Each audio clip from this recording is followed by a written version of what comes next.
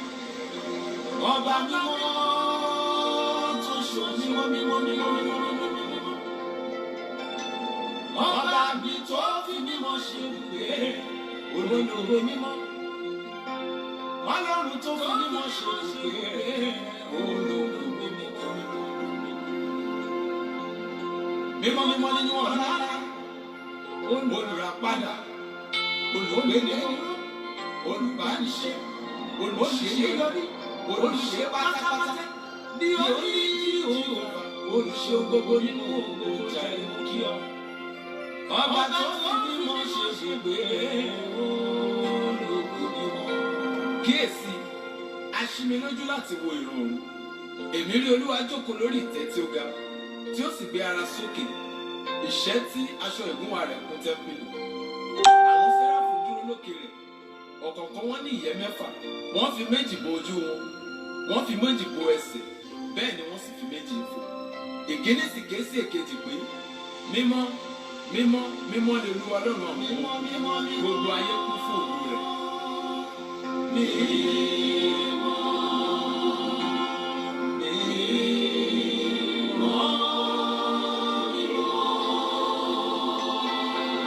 Mo gbàgbọ́ pé ayọ̀ wọnú ayé rẹ lọ bí o ti ń yin Olúwa ni. Olúwa Ọlọ́run àwọn ọmọ ogun.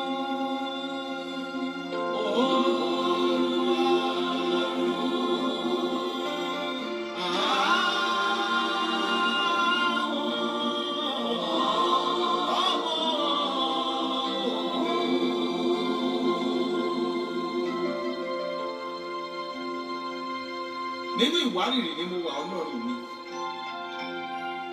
Mo rẹ ara mi sílẹ̀ nínú ọkàn àti ara mi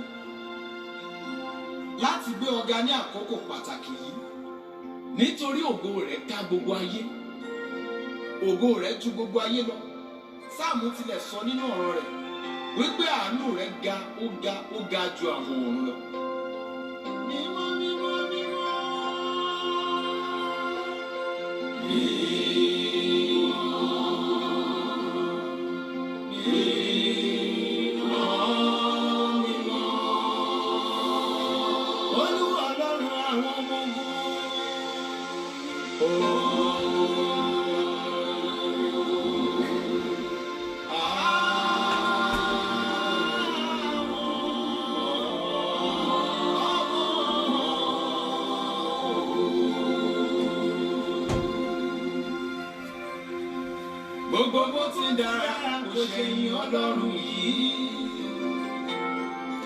Please share. Good morning. Ẹ bá mi share video yìí. Àwọn tí mo ń gbà kọ́dọ̀ rẹ̀ láṣẹ ti wá. Bó ṣe dùn kò ṣe yín Ọlọ́run mi. Àwọn ọ̀run sọ̀rọ̀ ògo Ọlọ́run. Òfurufú iṣẹ́ àwárẹ̀ hàn. Àjáde ajá fáwọn àti ọ̀run dẹ́yìn hàn. Ìró wọn lá gbogbo ayé já. Please share. Ìró wọn lá gbogbo ayé já.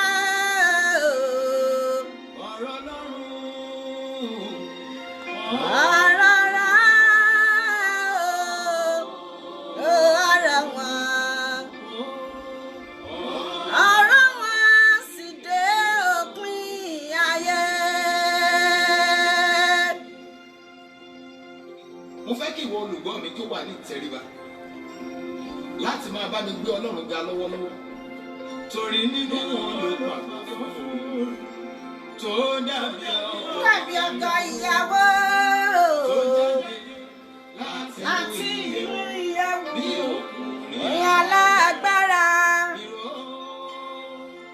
Ìró wọn lá gbogbo ayé já. Ìró wọn lá gbogbo ayé já.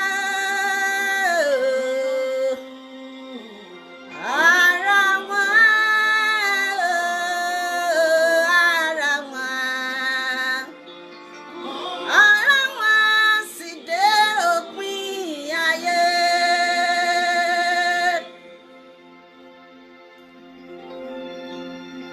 Ní ìtẹríba, ní ìrẹ̀sílẹ̀ ọkàn ló yẹ kí a máa sin Ọlọ́run.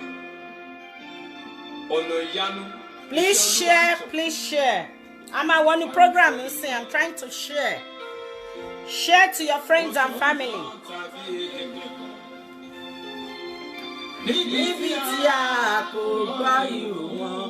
Good morning to you, ma.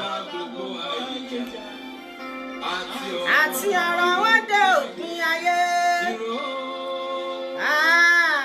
Ìró wọn lá gbogbo ayé já. Ìró wọn lá gbogbo ayé já.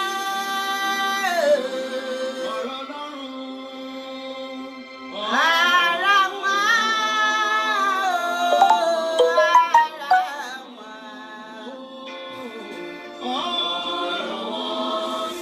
sì dé òpin ayé.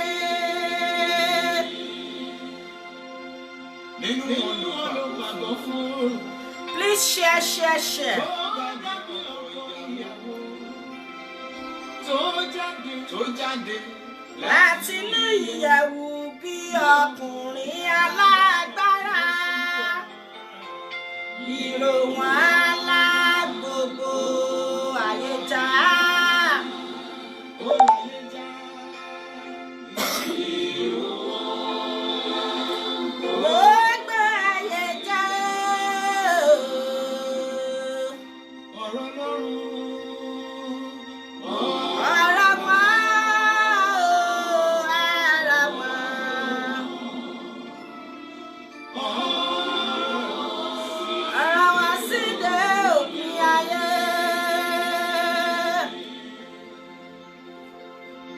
Yeah, good morning. Ẹ káàárọ̀, ẹ káàsán, ẹ káalẹ́.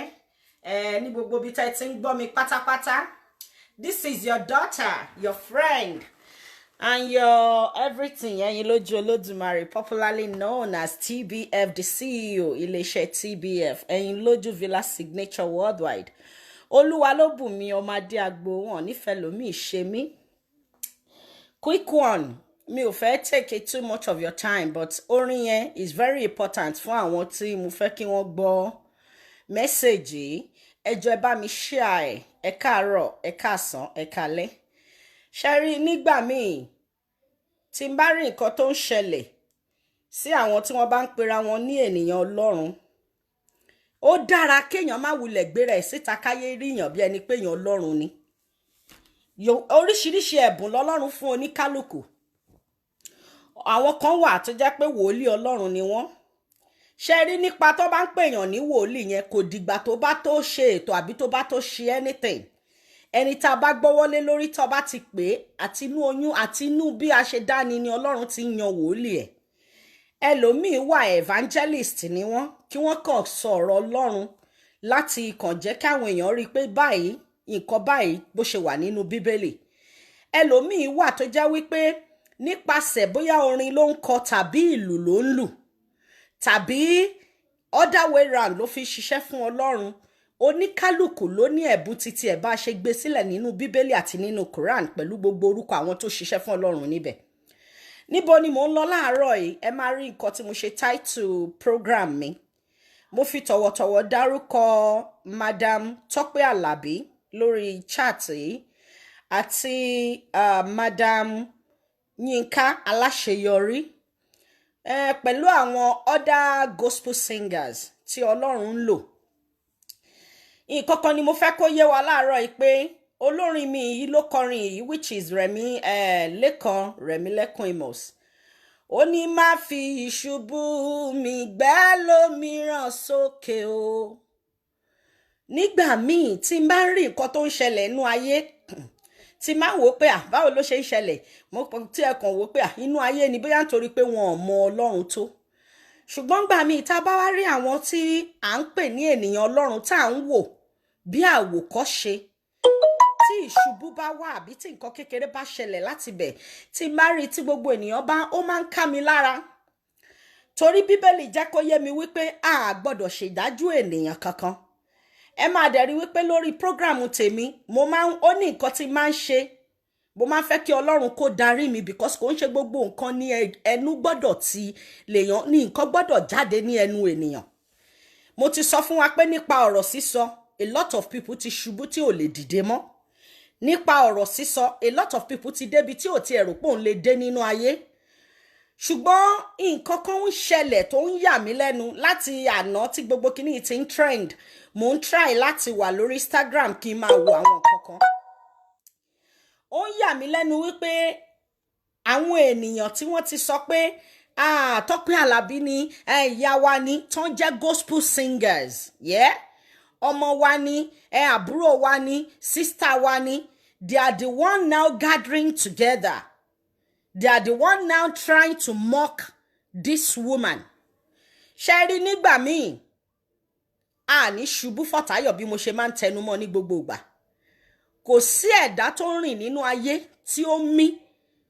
Bóyá o ti ẹ̀ jẹ́ sọ̀rọ̀sọ̀rọ̀ o, àbọ̀ ti ẹ̀ mọ̀ ẹ́, o ti ẹ̀ kì í ṣe o ń ṣe popular jingo débi tẹ́, you have your own haters. O ní àwọn èèyàn tó jẹ́ pé wọ́n ń retí tí ìjọ́ tí ìṣubú rẹ bá máa dé. Ẹ máa rí wípé láti ìgbà ayé bàbá àjànàkú ọ̀nà àjànàkú yẹn a lot of people ti ń dúró pé wọ́n fojú fò kúrò torí music woman Tope Alabi ó máa ń fúnyàn ní inspiration pẹ̀lú ẹ̀bùn tí Ọlọ́run fún wọn. Mo fẹ́ kí nǹkan kan yé wa lénìí. Ọ̀tọ̀ ní ẹ̀bùn, ọ̀tọ̀ ní kí èèyàn kó ní ẹ̀mí mímọ́ fúnra ẹ̀. Gbọ́ bí Bíbélì ṣe sọ ni. Ó ní ọ̀pọ̀lọpọ̀ ènìyàn ẹlòmíì máa ní ohùn gooro. Ó máa dàbí agogo. A fún ẹlòmíì ní ẹ̀bùn tó já wípé kò sí èdè tó wà nínú ayé tí ò lè sọ. Oríṣiríṣi ẹ̀bùn. Ṣùgbọ́n nípa pé a fún ẹlòmíì ní ẹ̀bùn oríṣiríṣi èdè yẹn tàbí ó jẹ́ olóhùn gooro tàbí pé ó tiẹ̀ jẹ́ nǹkan kan nínú ilé Ọlọ́run yẹn kò míìnì wípé Ọlọ́run ń gbé inú ẹ̀ tàbí wípé Ọlọ́run ò lò ó. Mo fẹ́ kí ẹ farabalẹ̀ gbọ́ bí tí mò ń lọ. Madam Tope Alabi ṣe rí nígbà míì tí èèyàn bá wà tí èèyàn bá ti tú téèyàn bá ń wò wípé àwọn ayé tí ń sọ fún mi pé I love you go níṣó ń bẹ̀ nǹkan kan mo máa ń sọ fún yàn má má gbàgbé pé ènìyàn lènìyàn máa jẹ́ torí pé ẹnu tí ayé fi sọ wípé adégún náà fi máa ní adé ògún mọ́ àwọn tí wọ́n wà ń bẹ̀ nígbà tí wọ́n ń sọ fún ẹ pé lágbájá ni the same people yìí ló máa rí nígbà tí o bá máa wálẹ̀ tó bá máa ríra ẹ̀ kí ló dé tó já wípé nígbà tí ènìyàn bá ti ń rí bí ẹni wípé òun ti ń ga òun ti ń débi tí òun bí Ọlọ́run kóun dé kí ló fà á tó jẹ́ pé ìgbà yẹn ni ìṣubú máa ń wá fún àwọn tí ò ní ìmọ̀ àbí fún àwọn tí ò ní ìfura láti máa wo ẹ̀yìn wò ó ní wò ó bí orin bàbá àrà ó ní nígbà mìíràn ẹ̀dá ó lè ní bó ti wulẹ̀ kó o ní ṣùgbọ́n ṣó o lè jẹ màálù òdìdí kan tán torí tí mo rí lórí ọ̀rọ̀ Madam Tope Alabi ẹ má bínú mà mo rí wípé ayọ̀ ni orin kan ló sọ wípé má má jẹ́ ń ṣiyọ̀ o má jẹ́ ń ṣiyọ̀ o nígbà tóore ọ̀fẹ́ bá dé níbi tí mo ti ń gbàdúrà o níbi tí mo ti ń bẹ̀ ọ́ Olúwa má má jẹ́ ń ṣiyọ̀ o ṣe rí nígbà tí èèyàn ò bá nígbà tí ó yẹ kí ẹ̀dá máa ṣọ́ra jù nínú ayé ó ní ìgbà tí ẹ̀dá bá ń ga tàbí tó ti wà lókè ẹ̀dá tó bá ń dìde tó ti gun àkàsọ̀ dé ibì kan tó ti wà níbẹ̀ especially tí wọ́n wá ń wo orúkọ Ọlọ́run mú ẹ lára àwọn nǹkan kan wà tó jẹ́ wípé èèyàn gbọ́dọ̀ ṣọ́ra fún nítorí wípé kí ni a lot of ẹni tó ń ṣiṣẹ́ pẹ̀lú Sátánì àwọn ẹ̀mí yẹn fẹ́ jẹ́ káyé rí wípé ṣókò wá tán díẹ̀ ẹ má gbàgbé wípé same Sátánì tá à ń sọ Èṣù yìí ó lo Jésù Kristi gangan fúnra ẹ torí wípé ìgbà tí Ọlọ́run dénú ayé tán yẹn Jésù Kristi Èṣù gangan fúnra ẹ ṣe mọ̀ wípé Ọlọ́run fi ìbínú Ọlọ́run wa ó fi ìbínú lé Èṣù wá sínú ayé ni wọ́n rí pa ní ọ̀run o mo fẹ́ kí gbogbo wa máa mọ̀ Èṣù wà tó ń bá Ọlọ́run ṣiṣẹ́ tẹ́lẹ̀ tó jẹ́ wípé ọmọlẹ́yìn Ọlọ́run ni Èṣù which is Sátánì tá à ń gbọ́ yẹn evil yẹn Satan tá à ń gbọ́ yẹn ó ń wà ní apá ọ̀tún Jésù Ọlọ́run Olódùmarè ni kó tó di pé Jésù Ọlọ́run náà Jésù Kristi wá sáyé ẹ má gbàgbé wípé nígbà tí ó fẹ́ divide ọ̀run bá ṣe rí kà nínú Bíbélì Ọlọ́run lé òun àti àwọn ọmọ ẹ̀yìn rẹ̀ wá sínú ayé kan wá ṣe àkóso ńbẹ̀ láti fi mọ̀ bóyá àwọn kan máa tẹ̀lé òun tàbí wọ́n máa tẹ̀lé Èṣù Èṣù yẹn gangan Sátánì yẹn ó wá dénú ayé ó jókòó síbẹ̀ má gbàgbé wípé Bíbélì jẹ́ kó yé mi àti ẹ pé kò ń ṣe Sátánì yẹn nìkan kò ń ṣe Èṣù nìkan ló rán wá sáyé pẹ̀lú ọmọ ẹ̀yìn ẹ̀ ó ní oríṣiríṣi ọmọ ẹ̀yìn tó pọ̀ ṣùgbọ́n nígbà tí Jésù délé ayé má gbàgbé pé lórí máńtẹ̀ yẹn bí tó ti ń lọ Sátánì ń sọ fún wípé tó bá jẹ́ pé lóòótọ́ Ọlọ́run tó rán ẹ wá sáyé yìí ó nífẹ̀ẹ́ ó ṣe bẹ́ látòkè tó wà Èṣù yẹn ń sọ bẹ́ẹ̀ fún Jésù Kristi ọmọ Ọlọ́run àwọn Muslim á pè ní ìránṣẹ́ Ọlọ́run ó sọ bẹ́ẹ̀ fún wípé ó ṣe bẹ́ tó bá jẹ́ pé lóòtítọ́ ni Ọlọ́run ó nífẹ̀ẹ́ bó ṣe sọ pé ó nífẹ̀ẹ́ má gbàgbé pé Jésù Kristi gangan wo ìsàlẹ̀ yẹn ó wò báyìí ó wò wípé ṣó o mọ̀ wípé tó bá jẹ́ wípé ẹ̀mí Ọlọ́run ò dá papọ̀ máa sí ẹni tí Sátánì ò mà lè dánwò kò máa sí ẹni tí Èṣù ò mà lè lò ṣùgbọ́n nígbàkigbà tó o bá ti wà nínú ayé tí ayọ̀ bá ti ń pọ̀ jù tó o bá ń yọ̀ lọ́tún tó ń yọ̀ lósì bóyá ò ń rí láàárọ̀ ó rí lọ́sàn-án ó rí jẹ èyí tí mo rí tó ṣe Tope Alabi ni pé ayọ̀ ẹ má bínú mà torí kò gba ẹnu mi níbi tí èmi ti wá pẹ̀lú ìdílé tí wọ́n ti tọ́ mi wọ́n ní wọ̀nyí báyìí lè bú àgbà òun ló ṣe máa ń jẹ́ pé ó máa ń lágbára nígbà mìíràn láti correct àgbàlagbà ṣùgbọ́n nígbà míì ó ní ọ̀nà tí èèyàn lè fi lè correct àgbàlagbà tí ò ní dàbí insult láti jọ kọ́kàn lè fi máa wo ẹ̀yìn wò torí wípé kí ni ó ní Kristẹ má ti wá sí mi bọ̀bángẹ́lì rẹ̀ ti ń wí pé láàrin ọ̀tá ló wà ó máa ṣọ́ra.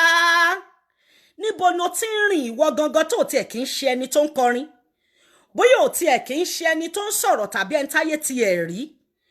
Ẹ̀yin ò rí wípé nígbà míì ó ní ayọ̀jú o ayọ̀jú o ayọ̀jú làwọn ọmọ kan rìn nínú Bíbélì tí wọ́n dẹ̀ yọ̀ tí ò sí ọ̀nà mọ́.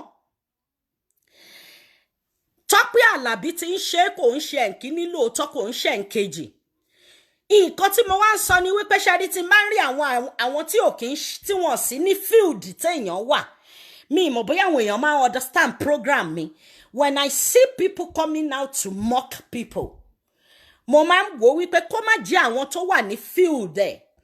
Bóyá celebrity tó jẹ́ pé eléré ni ẹ́, olórin ni ẹ́, anything tó wù kó máa ṣe tó bá ti jẹ́ pé public figure ni ẹ́, tó bá ti jẹ́ wípé ó ti rí pé colleagues ẹ ní field kan náà lẹ́jọ́ wà, tí ìṣubú bá wá láàrin èmi àti yín kò yẹ kó gbà wá lẹ́nu láti ṣe yẹ̀yẹ́ tàbí láti fẹ́ wò wípé lágbájá ṣe rí. Mo máa ń sọ fún yín, bloggers, speakers, anybody wọ́n lè treat any case tó bá wà ńlẹ̀.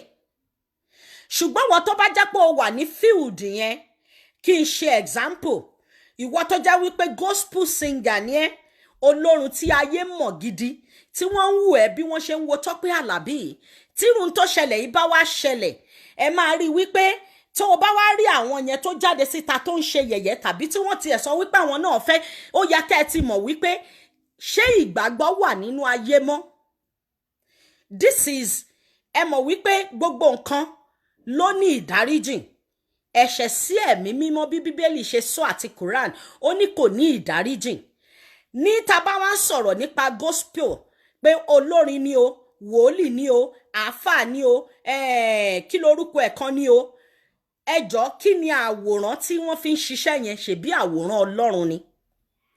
Tó bá wá rí ọmọlàkejì ẹ tó dàbí ẹni wípé igi yẹn ti fẹ́ yẹ̀, ẹ̀dẹ̀jọ́ wà lórí igi yẹn ni. Torí colleagues ẹ má gbàgbé pé the same thing tó ń ṣe nìwọ náà ń ṣe. Òun ló máa ń dífá tó fi máa rí wípé mi ní ever bọ́ síta antagonize any speakers or any bloggers. Torí wípé kí ni bí o ṣe rí ó yàtọ̀ sí bí èmi ṣe rí. Blogger lè rí nǹkan side báyìí kó bọ́ síta kó ṣe, ìyẹn ò mean ní wípé tèmi bá rí ní side báyìí kí n dẹ̀ bring it down tàbí kí n bá tiẹ̀ jẹ́. That is how I think personally. Torí ẹ̀ tí a bá wá rí gospel singers kankan lọ́wọ́lọ́wọ́ báyìí tàbí tó pòrè ẹ̀ ní ẹnìkan tó jẹ́ pé bóyá o ò tiẹ̀ tí wọ́n tiẹ̀ tí ìmú ẹ bọ́n ṣe mú àwọn Tope Alabi, ṣùgbọ́n wọn náà wà ní field yẹn.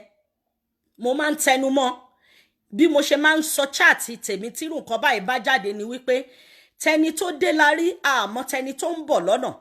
Àwọn tí ò sí ní field yẹn lè sọ̀rọ̀, wọ́n lè judge, wọ́n lè sọ pé báwo ló ṣe wá ṣe bẹ́ẹ̀ yẹn, kí torí wípé they want the person to correct her or himself láti jẹ́ kó mọ̀.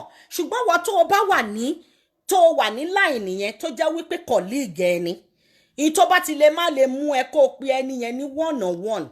Èmi ò rò pé ó tọ́ sí wọ́n tó bá jẹ́ gospel singer tí ẹjọ́ ń pe Ọlọ́run kan náà lọ́wọ́lọ́wọ́ báyìí, tí ẹ mọ̀ wípé in tí tẹ́ fẹ́ jẹ́ kí ayé rí nínú orin yín ni wípé bí Ọlọ́run ṣe tóbi tó. Torí mo wá ti rí wípé ẹ̀gbọ́n tí jẹ́yìn ẹ̀yà Ọlọ́run sọ ni, ó ní nígbà tí òun bá máa padà wá, ó nínú ilé Ọlọ́run lòun ti máa bẹ̀rẹ̀ ìdájọ́ òun. Nígbà tó tún sọ bẹ́ẹ̀ tán, ó ní ṣé màá bá ìgbàgbọ́ láyé mọ́ nígbà tí n bá fi máa wá. Láàrin èmi àti yín, òun ni mo ṣe máa ń sọ, to anything tó bá kúkú mọ̀ pé wà, just if you want to make money, tó fẹ́ kọrin, let people know pé ó kàn ń ṣe ó fẹ́ make owó ni. Tó bá jẹ́ wípé o fẹ́ pass message nípa orin Ọlọ́run, kọ orin yẹn. Torí wípé kí ni people are there to, wọ́n fẹ́ wo mistake tó fẹ́ ṣe. Ẹ máa rí pé kí gbogbo ohun tó ṣẹlẹ̀ ìtẹ̀ tó ṣẹlẹ̀ mo máa ń sọ kí n tó jáde síta láti sọ anything. Mo máa ń bẹ̀bẹ̀ fún Ọlọ́run láti ṣe alpha àti omega, láti lo ohun gangan ni kó wo ẹnu mi láti sọ̀rọ̀. Bẹ́ẹ̀ náà ni tí n bá dẹ̀ fẹ́ kọrin, bóyá ní church kan tàbí lẹ́niwẹ̀ tí n bá wà, mo máa ń fẹ́ kí ẹ̀mí mímọ́ Holy Spirit kó ṣiṣẹ́ ní time yẹn, kó má jẹ́ titi ara. Because tó bá fi titi, kò sí bó ṣe fẹ́ fi titi ara ṣe ti Ọlọ́run, méjèèjì ò lè work papọ̀. If you want to use some time pé o fẹ́ lo titi ara, fèsì ti ara lákòókò yẹn, ṣé bó bá ṣe fẹ́ wùn ẹ́, ènìyàn ò lè rìn kórí mami. Ní àkókò kò sí ẹ̀dá torí ẹ̀ ló fi máa rí pé tán bá léèyàn gòkè ẹ̀mí. Even kó wà on trance, àwọn wákàtí kan àtìgbà kan máa wà tó máa wà nínú ayé tó máa darapọ̀ mọ́ àwọn ènìyàn tó máa rí bó ṣe ń lọ, tí ò ní sí nínú ẹ̀mí mọ́. Kò sí ẹ̀dá tó lè fi gbogbo ọjọ́ ayé wà nínú ẹ̀mí tí ò ní sí nínú ara. Ṣùgbọ́n ìwọ tó bá jẹ́ public figure, especially tó gbé iṣẹ́ yìí lọ́wọ́, táyé ń wo iṣẹ́ yẹn mọ́ ẹ lára pé tí ò bá kí ń ṣe torí Ọlọ́run ni, mistake ẹ ni wọ́n fẹ́ rí. And that is the problem tí mo feel wípé Madam Tope Alabi tí ń bá kà ń sìn, mo máa ka bí 4, bí 1, 2, 3, 4 tí mistake ti ń wáyé ní side wọn, tí wọn ò dẹ̀ rí èèyàn bá wọn sọ̀rọ̀ wípé why can't you do it this way? Tí wọn ò rí ènìyàn táwọn lólobó wípé ẹ máa ń go beyond nígbà tí ẹ bá ń feel pé ẹ wà, torí ẹ̀dá bá wà nínú ẹ̀mí. Ẹ má jẹ́ kí n tàn yín, ẹ̀mí Ọlọ́run ò kì í ṣe kóbókóbó, ẹ̀mí Ọlọ́run ò kì í ṣìsọ, ẹ̀mí Ọlọ́run is always right, torí ẹ̀mí ni Ọlọ́run. Tí o bá wá wà nínú ẹ̀mí tó fẹ́ pass message, either by ọ̀rọ̀ sísọ tàbí orin kíkọ tàbí any which way, kò bá ìṣe ijó ló fẹ́ fi pass ẹ̀, ó gbọ́dọ̀ jẹ́ in a spiritual way. Nítorí wípé ní time tó bá ń pass ẹ̀ yẹn, nígbà tó bá ń kọ orin yẹn, even ìwọ tó ń ṣe ò ní mọ̀. That is what they call the Holy Spirit. Ṣẹ́rí tí ó bá wá di wípé irú Madam Tope Alabi tó bá wá mú máìkì lọ́wọ́, tí ó fẹ́ ṣiṣẹ́ Ọlọ́run, tí ó já wípé wọ́n mọ̀ wípé this thing tí wọ́n ń ṣe yìí o, they are on live. Before kó tiẹ̀ tó di wípé wọ́n bọ́ sórí anything, kó bá ṣe inú ilé ni wọ́n ti fẹ́ ṣe, kó má jẹ́ big stage. Once tó bá ti wọ̀n live, èmi believe pé Holy Spirit ló yẹ kó kọ́kọ́ tẹ́lẹ̀. Pé ẹ̀mí mímọ́, mo fẹ́ bọ́ síta, mo fẹ́ ṣe báyìí. Ìwọ ni mo fẹ́ kó gba ẹnu mi. Ṣùgbọ́n tó bá ti jẹ́ wípé nǹkan ayé àti àyọ̀jù, téèyàn ti mix ẹ̀ papọ̀ pé wo bó ṣe ń lọ sìn, ó ní mo ṣe máa ń sọ. Whoever that knows Eyinloju Olodumare, láwọn tó ti rí mi, tó ti encounter mi, tó tá ti jọ wà, wọ́n á sọ fún yín pé I don't mix it together. When I want to be with my God, tí mo fẹ́ mọ̀ pé àsìkò rèé fún Ọlọ́run mi, mo máa ń fún Ọlọ́run ní àsìkò yẹn tán pátápátá láì fi nǹkan kan kún ni.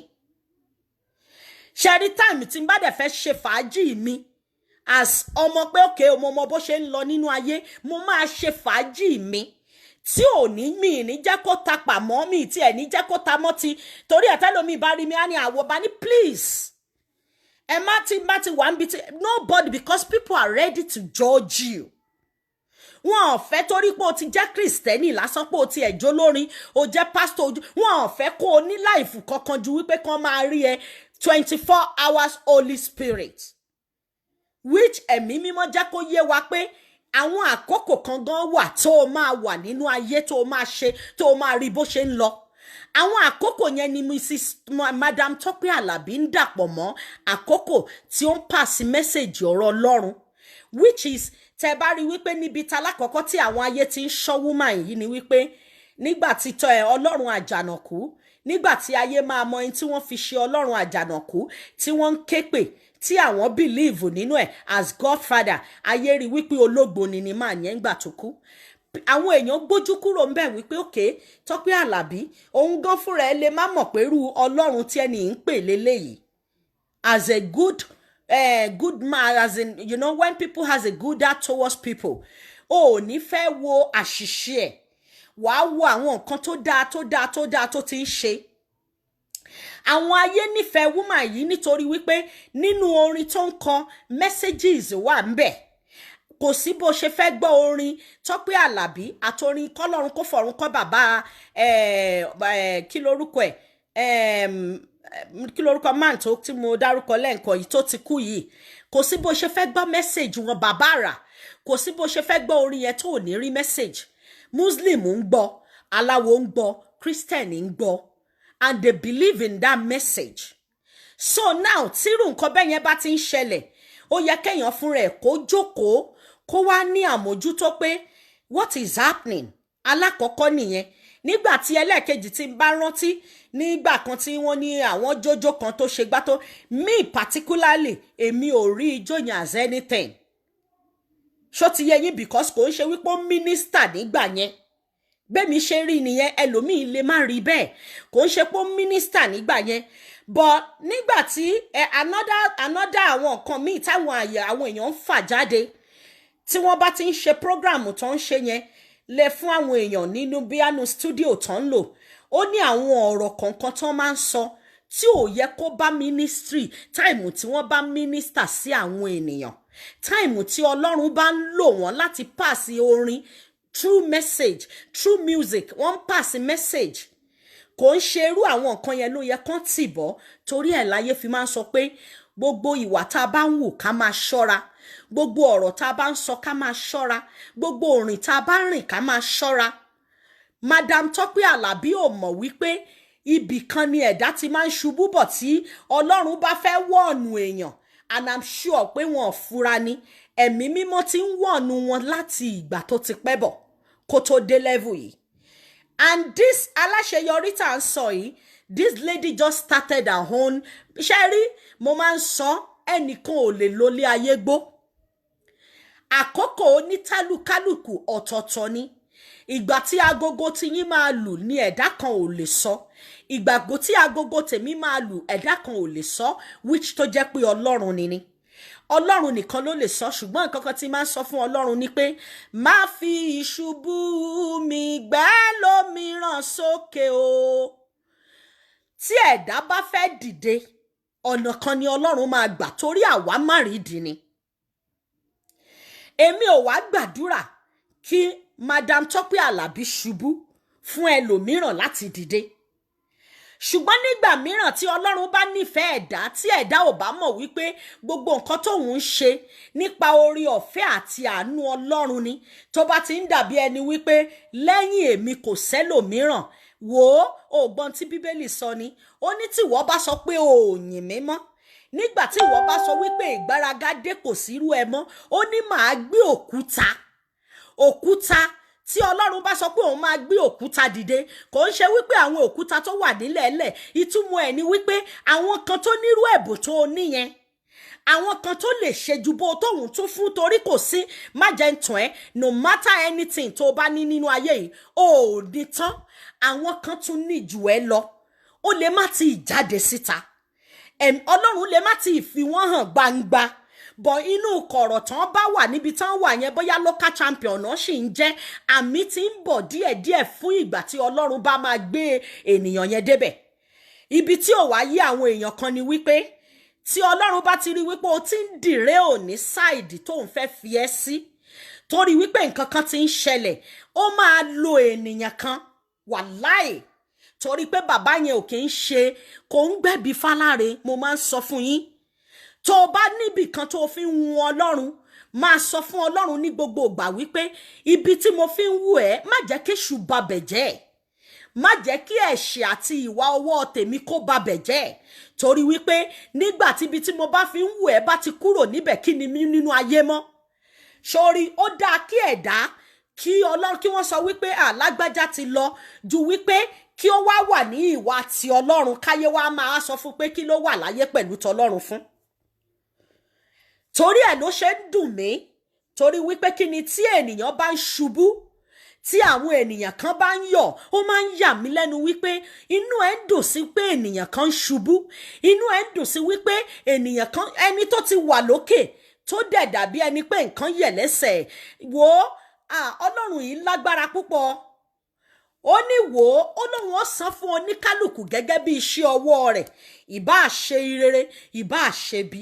Èmi ò tiẹ̀ wá blame anybody tó bá já wípé wọn kì í ṣe gospel singer because inú ayé tá a wà yìí tẹ́lẹ̀ a ní negative a ní positive. Aláwọn èèyàn tó já wípé they are ready to contribute to your success, adẹ̀ láwọn èèyàn tó já pé they are ready to contribute to your downfall.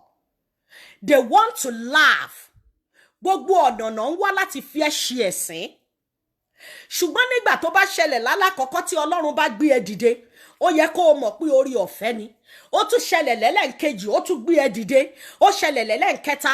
Ẹ máa rí pé this particular video tí ayé ṣẹ̀ṣẹ̀ wá gbé bọ́ síta yìí kò ń ṣe pé Tope Alabi ṣẹ̀ṣẹ̀ ṣe o. Kò ń ṣe pé àná àbí jẹta àbí bíi some days ago ló ṣe this particular video tẹ́rí tó go viral tó dẹ̀ ti fẹ́ affect woman yẹn. Ṣùgbọ́n àwa ò kì í ṣọlọ́run. Nígbà míì nǹkan lè rí bó ṣe rí kó já wípé Ọlọ́run nìkan ló mọ ibi tó fẹ́ parí sí. Torí èmi ní ìgbàgbọ́ wípé kò ń ṣe wípé Madam Tope Alabi mean in that way. Because Bíbélì fi yé mi pé ká má rẹ́rìn sí ìṣubú ara wa.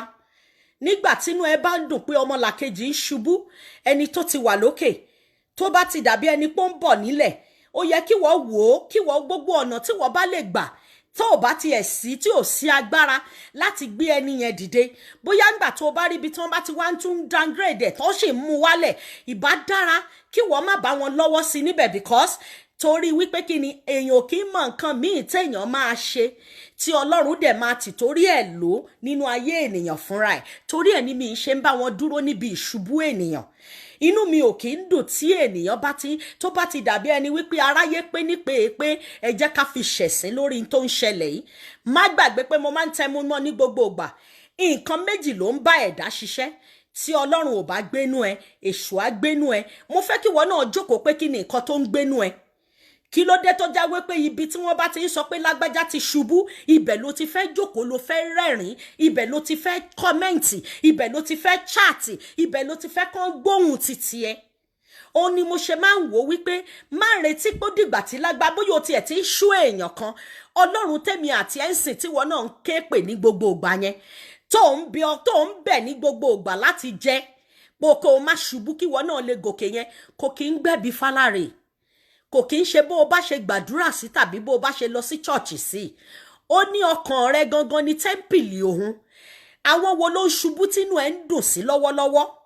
Kí ló dé tó jẹ́ pé gbogbo ẹni tó bá ti wà lókè ó máa ń dúró dìgbà tí wọ́n bá máa sọ pé wọ́n ti jábọ́ kó o lè bá àkójọ rẹ, kó o lè rẹ́rìn, kó o lè yọ̀ ni. Nígbà tí wọ́n náà dẹ̀ wà ní kọ́nà níbi tí ò ti ní sẹ́nìyàn kankan tó máa wojú Ọlọ́run yẹn, àbí o rò pé nǹkan míì wà lẹ́yìn Ọlọ́run láti sọ ènìyàn di tó bá fẹ́ dì nínú ayé ni? Kò sí ẹ̀dá tó lè gbé èèyàn dìde bí ò bá jẹ́ Ọlọ́run. So nígbà mìíràn tí Ọlọ́run bá ń fi nǹkan fa ẹni tó nífẹ̀ẹ́ létí tó fẹ́ jẹ́ kó mọ̀, má gbàgbé pé àwọn ti tèṣù tó tẹ̀lé Sátánì wà ń bẹ̀, wọ́n pilẹ̀ máa ṣe yẹ̀yẹ́. Ìwọ tó bá wá mọ bí tó ń lọ nínú ayé ẹ, ó ṣe má darapọ̀ mọ́ wọn, má fi àkókò yẹn da nǹkan tó ti fẹ́ da nínú ayé ẹ rú. Má ti torí wípé wọ́n wá ń sọ pé kíní kò sí ẹ̀dá ẹlẹ́ran ara tó máa jókòó síbi kan tí ò ní sọ pé nǹkan tí Tope Alabi ṣe kù díẹ̀ káàtó. Ṣùgbọ́n má jáde síta láti bá wọn ṣe yẹ̀yẹ́ ẹ̀. Má jáde síta láti bá wọn gbé, má tún fi kún láti bá ti tènìyàn yẹn jẹ́ torí wípé kíní Ọlọ́run tèmi ò ń gbẹ̀bí fáláre.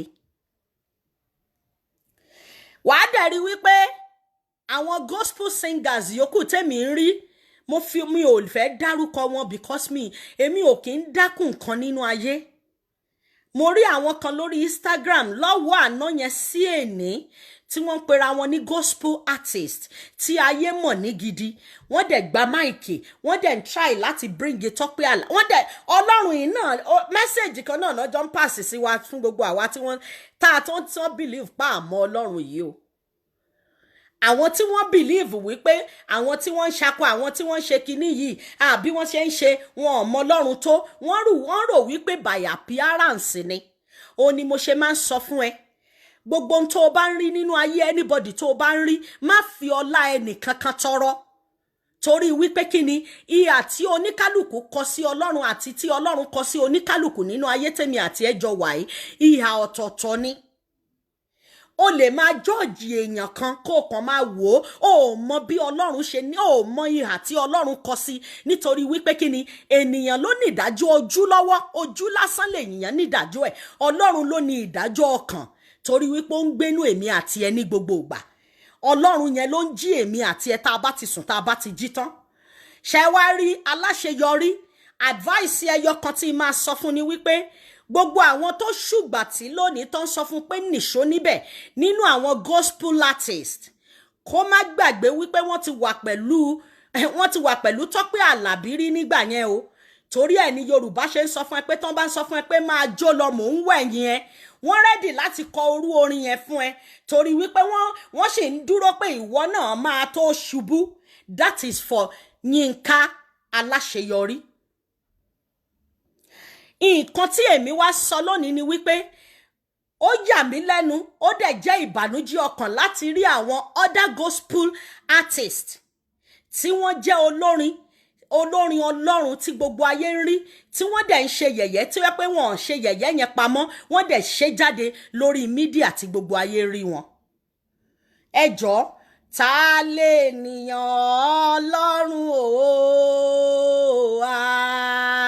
nígbà tó bá pèrè rẹ ní ènìyàn Ọlọ́run tó wá rí ọmọlàkejì tó jẹ́ ènìyàn Ọlọ́run tẹ́jọ wà ń bẹ̀ tí ṣubú yẹn dẹ̀ wá tó dẹ̀ rẹ́rìn ṣe ti reason tí mo ṣe sọ fún yín wípé kò dìgbà tó o bá tó lọ church, kò dìgbà tó o bá tó lọ sí mosque, kò dìgbà sórí nígbà tí ìwọ ní gangan fúnra ẹni kó o wo àgọ́ ayé ẹ.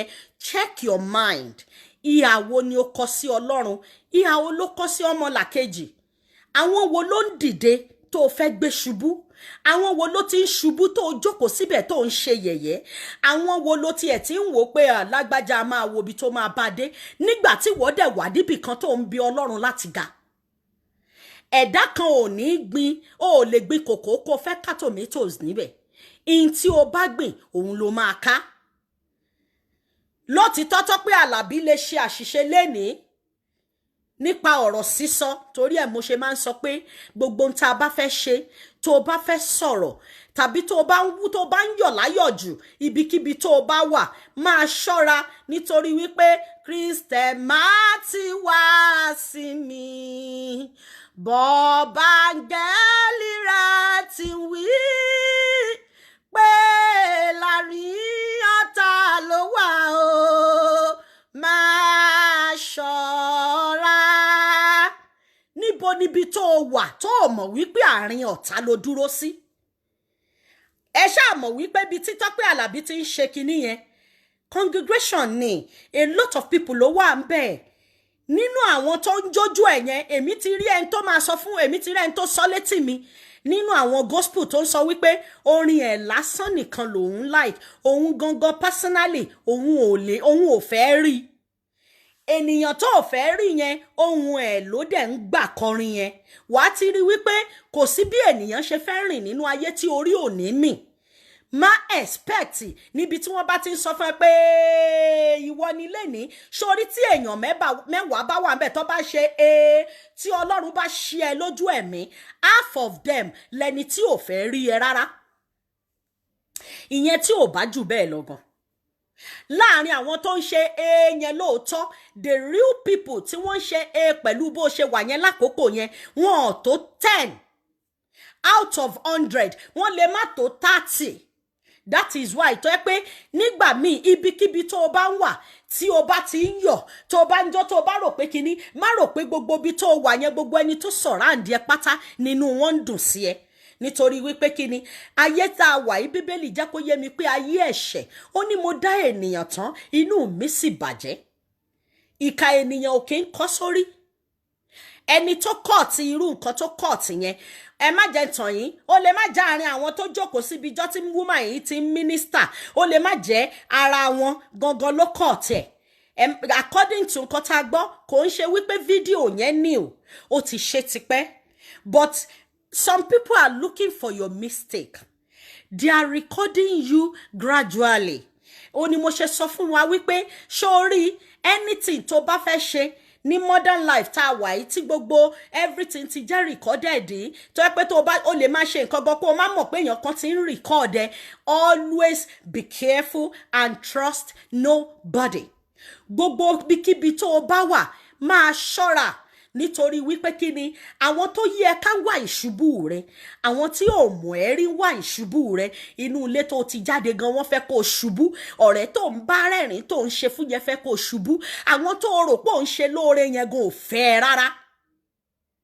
Òun ló jẹ́ kí n bọ́ síta láti sọ fún pé Yínká Aláṣeyọrí, Madam Yínká Aláṣeyọrí must be careful nítorí wípé kí ni tí ayé bá ń sọ fún ẹ pé máa jó lọ, orin tán máa kọ náà ni wípé máa jó lọ mò ń wẹ̀yìn ẹ. Abánidá òkè ń bá ni débẹ̀, and we all can see, even tó bá jẹ́ wípé Aláṣeyọrí ń pretend ni, we can see wípé she's not even happy fún tó ṣẹlẹ̀. Lóòótọ́ Bíbélì náà máa ń sọ wọ́n ní tí ẹ̀dá ò bá ṣọ́ra èèyàn mà lè ibi tí ò ti rò pé ìṣubú ti lè wá, ṣe ti rí tí mò ń sọ báyìí, ìṣubú lè wá láti anywhere.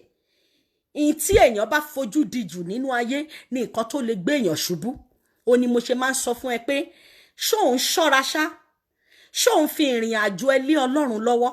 Tí wọ́n bá máa sọ pé kí ọ̀sẹ̀ tá a lò kó kọjá yẹn, irú in tó ṣẹlẹ̀ sí Tope Alabi yẹn máa ṣẹlẹ̀, ó máa ní irọ́ ni. Ọ̀sẹ̀ tuntun lèmi àti ẹ ti mú láti àná Sunday yìí. Ṣó fi Ọlọ́run ṣe alpha àti omega rẹ ṣá. Tí ẹ̀dá ò bá ti ka ọ̀sẹ̀ yẹn parí, tí oṣù yẹn ò tí ì parí, tí ọdún ò tí ì parí, ó máa mọ nǹkan tó lè ṣẹlẹ̀.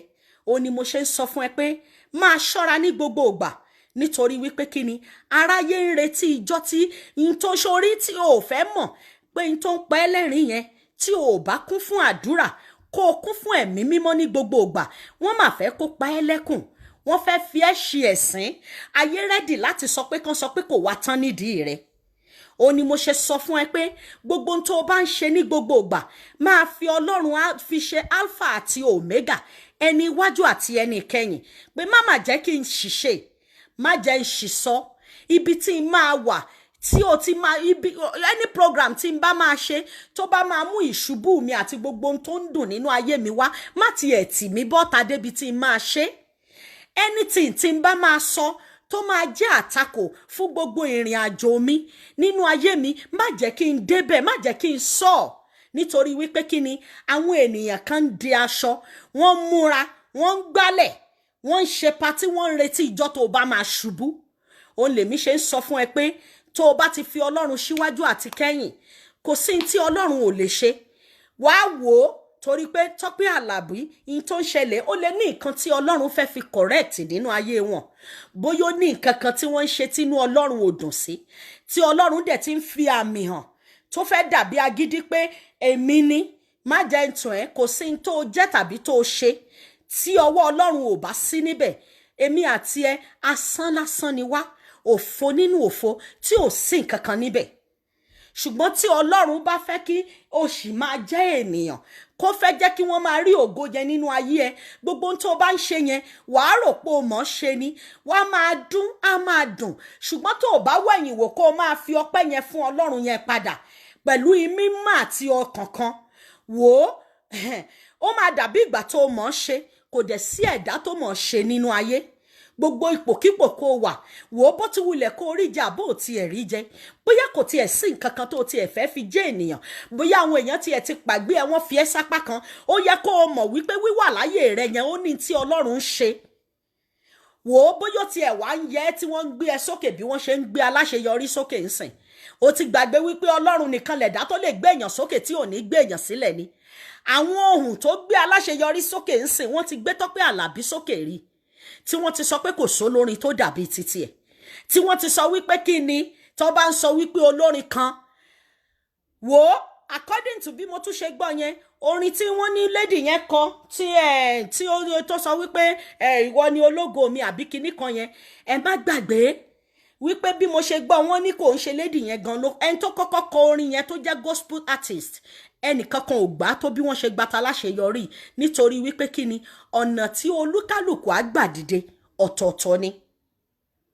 Ṣùgbọ́n advice tèmi fún Aláṣeyọrí, Yínká Aláṣeyọrí, madam máa fi Ọlọ́run bẹ̀yín nítorí ti Ọlọ́run gbogbo àkókò tó wà yìí àkókò ìdánwò ni o má jẹ́ kí anybody nínú gbogbo àwọn gospel artist tí wọ́n yí yín ká báyìí tí wọ́n ń sọ̀rọ̀ má jẹ́ kí wọ́n gba nǹkan kan sílẹ̀ ní ẹnu rẹ o nítorí wípé kí ni Kristẹ má ti wá sí mi ohun yẹn ló ń sọ bẹ́ẹ̀ pé bọ̀bángẹ́lì rẹ ti ń wí aláṣeyọrí pé láàrin ọ̀tá ló wà o máa ṣọ́ra torí wípé kí ni àwọn náà ni wọ́n bá Tope Alabi ṣe nígbà yẹn àwọn ni wọ́n bá Tope Alabi ṣe nígbà yẹn wò sórí àwa ènìyàn tá a rí yín rí tá a mọ̀ yín rí everybody máa love everybody bó bá bí Ọlọ́run bá ṣe fi sí lọ́kàn pé tẹ̀lé lágbájá nífẹ̀ẹ́ lágbájá ni ṣùgbọ́n nígbà tí àwọn tí ẹjọ́ wà pọ̀ tẹ́jọ́ ń kọrin Ọlọ́run yẹn because mi rò pé a lot of people tí gbọ́ nǹkan tí wọ́n náà ń sọ báyìí wípé orin this particular orin yìí ẹnìkan ti kọ tó jẹ́ gospel artist tí gbogbo ayé mọ̀ tó jẹ́ pé òun ló kọ́kọ́ kọrin yẹn ṣùgbọ́n Ọlọ́run ò ti ibẹ̀ bóun ṣe kọ́ yẹn kó gbé Aláṣeyọrí ga bó ṣe gbé sókè lọ́jọ́ tèní ibi tó ti máa mọ̀ nìyẹn pé nígbà míì tí ènìyàn bá ṣubú àǹtí Yétúndé exactly tó ṣẹlẹ̀ nìyẹn nǹkan tí gẹ́gẹ́ bí mo ṣe mi ò mọ Madam Tope Alabi rí mo ti lọ sí show wọn ní Canada ní bíbá ilẹ̀ nǹkan rí but àjọ jókòó sọ̀rọ̀ pé àjọ mọ́ra wa one on one rí tó bá já wípé ẹni tí mo mọ̀ ní nǹkan ẹyọ kan ni màá kàn bẹ́ẹ̀ ṣe sọ yìí bí mo ṣe sọ níbi tí mo wà lánàá nìyẹn pé just to come out to say sorry because níwájú Ọlọ́run àti èèyàn ẹ má jẹ́ ń tàn yín bí ayé ṣe mú yìí àní ṣubú fàtáyọ̀ o àǹtí yìí gangan woman yìí lè má ní lọ́kàn bẹ́ẹ̀ o àní ṣìṣọ nígbà mìíràn àwọn ọ̀rọ̀ míì wà tí ẹ̀dá ò gbọ́dọ̀ sọ tí ayé dẹ̀ máa sọ di wípé kí ló bá débẹ̀ torí ẹ̀ ló ṣe jẹ́ wípé I'm sure pé láti àná àbí láti jẹta tí kinní tó ti ń lọ yìí àwọn náà máa wà nínú ìdáríjì ẹ̀ṣẹ̀ pẹ̀lú Ọlọ́run Madam Tope Alabi ní láti bá Ọlọ́run parí ìjà she needs to settle the scores between her and God because nǹkan kan ṣẹlẹ̀ tí àwọn gangan ò fura sí tí inú Ọlọ́run ò dùn sí nígbà míì tí Ọlọ́run bá nífẹ̀ẹ́ wa bí ẹyinjú tí ó bá fẹ́ wa gẹ́gẹ́ bí ojú rẹ̀ ó yẹ ká máa wo ẹ̀yìn wò tí àwọn nǹkan kan bá ti ń dìré o tá a bá ní ìfura èèyàn lè ṣubú kó dẹ̀ má dìde mọ́ mo wá ń fi wákàtí ibẹ̀ Madam Tope Alabi mi ìmọ̀ tọ́lọ́run bá lè jẹ́ kẹ́ rí fídíò yìí bó ṣe ìṣẹ́jú kan láti jẹ́ kí ayé mọ̀ wípé you don't do it láti bá ti ẹlòmíì jẹ́ torí mi mọ̀ wípé you can't do that èmi ò mọ̀ yín one-on-one but èmi wò pé pẹ̀lú bí Ọlọ́run ṣe ń gba ẹnu yín láti pass mẹ́sẹ̀gì irú nǹkan bẹ́ẹ̀ yẹn ẹ ní rò wípé kí ẹni tó ń dìde bọ̀ kó má débì kankan nítorí wípé kí ni ìwọ̀nba ìṣẹ́jú mélòó tó fi rọra sọ ọ̀rọ̀ yẹn tí ò bá ń ṣe wípé Ọlọ́run wà nípa aláṣeyọrí ni aláṣeyọrí gangan wọ́n lè má gbóhùn ẹ̀ mọ́ títí ayérayé tí Madam Tope Alabi ò bá rẹ̀ èèyàn sọ fún wọn torí èmi bìlífù pé mẹ́sẹ̀jì tó yẹ káwọn èèyàn pàṣẹ sí Madam Tope Alabi láti jẹ́ kán mọ̀ ní wípé ṣẹ́yìn ò mọ̀ pé ìwọ̀nba ọ̀rọ̀ tẹ́ rọra sọ yẹn within 1-2 minutes tẹ́ fi sọ yẹn aláṣeyọrí tó ṣẹ̀ṣẹ̀ ń dìde bọ̀ ọmọ tó jẹ́ pé òun náà ń bi Ọlọ́run ó ń wò yín bí godmother ó ń wò yín bí àwọn ìyá tó jẹ́ wípé òun náà fẹ́ débi tẹ́ ẹ ti dé nínú ayé bẹ́ẹ̀ ṣe rọra sọ yẹn tí ò bá ń ṣe wípé Ọlọ́run wà lẹ́yìn aláṣeyọrí fúnra tiẹ̀ náà ó lè má gbọ́ orin ẹ̀ mọ́ pé kí ni nǹkan tó sọ nípasẹ̀ wípé ayé nífẹ̀ẹ́ títí yín ẹ má rò wípé mẹ́sẹ̀jì tẹ́yìn bá ń pass yẹn gbogbo nǹkan tẹ́yìn bá ń sọ yẹn ló right look at what people are trying to do now or tí wọ́n tiẹ̀ ti ń ṣe don't let me use trying because a lot of kò sí ẹ̀dá kan tó lè rìn tí orí ò ní mì ẹnìkankan ò mọ̀ ṣe nínú ayé tá a jọ wà yìí bóyá you like it or not kò sí bó ṣe fẹ́ ṣe èèyàn ò lè rìn kórí má mì ní gbogbo ibi táyìn náà ti ń sọ wípé ọmọ yahoo tó bá fẹ́ ṣe yahoo ayé gbébẹ̀ jáde ẹ̀yin dẹ̀ fi ń ṣe láti fi kọrin just to be make people pé okay o gospel tá à ń ṣe yìí àbí láti mọ Ọlọ́run kò ní kó dull, bọ̀ àwọn ọ̀rọ̀ kan ò gbọ́dọ̀ jáde nígbà tí èèyàn bá minister tí ẹ̀mí mímọ́ bá ń gbénú ẹ̀. That is the reason why tí antagonizing yẹn náà fi wá ń sìn pé but you too àwọn èèyàn ń gbójú kúrò ní torí wípé wọ́n rí wípé message tó ń pass through music àwọn ń rí Ọlọ́run bá pàdé díẹ̀ níbẹ̀ torí ẹ̀ ni ò jẹ́ kí wọ́n lo gbogbo orú nǹkan yẹn. Now àwọn èèyàn wá padà sẹ́yìn wọ́n wá lọ ń bring àwọn mistake kankan àwọn ibi tẹ́yìn náà ti sọ̀rọ̀ tẹ́ ti sọ wípé ọtí Jésù ń pa mí gbogbo orú yẹn náà tí ò bá ń ṣe pé mistake nǹkan kan ti wà ńlẹ̀ táyé fẹ́ lò ẹ lè lo ọtí Jésù ń pa mí yẹn kẹ́ ẹ fi kọ orin míì nínú àwọn ọ̀làjẹ tí èmi máa ń gbọ́ tó jẹ́ oríṣiríṣi ọ̀rọ̀ náà fi máa ń kọrin ṣùgbọ́n wọ́n máa back ẹ̀ up pẹ̀lú ọ̀rọ̀ Ọlọ́run wọ́n máa back ẹ̀ up pẹ̀lú Holy Spirit gbogbo tí nǹkan méjì ló ń tosticate ẹ̀dá nínú kí ẹ̀mí mímọ́ kó direct ẹ tàbí kí ọtí kó direct ẹ àìdá kó jẹ́ nǹkan tó máa jẹ́ kó ai torí ẹ̀ lẹ ṣe máa rí pé wọ́n máa sọ pé àwọn tó ń kọrin music irú àwọn tó ń kọrin ayé ìwò kíní kankan yẹn wọ́n á ní wọ́n ti mu igbó because people believe ẹ̀mí mímọ́ ò gbọ́dọ̀ máa kó jẹ́ pé ẹ̀mí mímọ́ ló ń kọrin fún kó wá máa lọ ṣe fídíò kó gbé ọyàn àti òbò jáde play tó jẹ́ kínní kó dẹ̀ máa sọ̀sọ́kúsọ níbẹ̀ they believe wípé tó bá ń ṣerú nǹkan bẹ́ẹ̀ yẹn all the time wàá dàrí pé àwọn a máa rí pé gbogbo orú àwọn tó ń kọ́ yẹn náà wọn ò sọ wípé kínní wọ́n mu igbó yẹn láìfù tẹ́ everybody ń rí wọn ni ọ̀nà tí wọ́n choose nìyẹn but àwa rí wípé nípa music tí ẹ̀ ń kọ irú àwọn yẹn náà could change in future àwọn yẹn náà sì lè wò wípé ibi tí mo fẹ́ dé because gbogbo nǹkan tí gbogbo ayé ń ṣe ń sìn ojú wípé torí owó lọ àtẹni tó ń kọrin gospel báyìí àtẹni tó ń kọrin ayé owó náà ní everybody ń wá ó dẹ̀ lè kọrin Ọlọ́run yẹn kí o dẹ̀ ní owó pẹ̀lú ìfọ̀kànbalẹ̀ láìsí ìdààmú ńbẹ̀ tí Ọlọ́run bá fẹ́ gbé ẹ dìde láti bẹ̀. So nǹkan tí èmi rí nínú ọ̀rọ̀ Madam Tope Alabi mo kí yín ọmọ mi Temi Foods ẹ̀ka sánmà òun ló jẹ́ kí èmi jáde láti sọ síta pé ibì kan wà tí wọn ò ti fura tí Ọlọ́run bá nífẹ̀ẹ́ ẹ̀dá oríṣiríṣi nǹkan ló máa ń lò láti fi I'm sure pé kó tó dé ibi báyìí àwọn nǹkan kan ti máa ṣẹlẹ̀ tó jẹ́ privately insidely táyé tẹ́nìkankan ò rí náà rí ẹ lè fẹ́ kọrin Ọlọ́run o ò lè fẹ́ pàṣẹ ẹ̀mí mímọ́ ló máa direct ẹ gbogbo tó o bá máa sọ ó máa tosticate ẹ ẹ̀mí mímọ́ yẹn ẹ̀mí mímọ́ ò dẹ̀ kì í ṣì sọ ẹ̀mí mímọ́ ò kì í ṣe kò ń ṣe kébékébé ẹ̀mí Ọlọ́run ò kì í ṣe yàmàyàmà nítorí wípé Ọlọ́run ni ẹ̀mí sì ni Ọlọ́run torí ẹ̀ ni ó ṣe já wípé yàtọ̀ sí pé kí Madam Tope Alabi tiẹ̀ wá ṣe sọ́rì wọ́n gbọ́dọ̀ bá Ọlọ́run parí ìjà fúnra wọn àwọn fúnra wọn gbọ́dọ̀ bá Ọlọ́run sọ̀rọ̀ wọ́n gbọ́dọ̀ lọ fún ìdáríjì ẹ̀ṣẹ̀ pé ẹ̀mí mímọ́ tó bá jẹ́ ọ̀nà kan ni mo ti gbà tí mo ti ṣẹ̀ sí ògo rẹ dáríjì mi torí wípé nípa ọ̀rọ̀ sísọ orin kíkọ yìí náà fi lè pàṣẹ mẹ́sẹ̀jì yẹn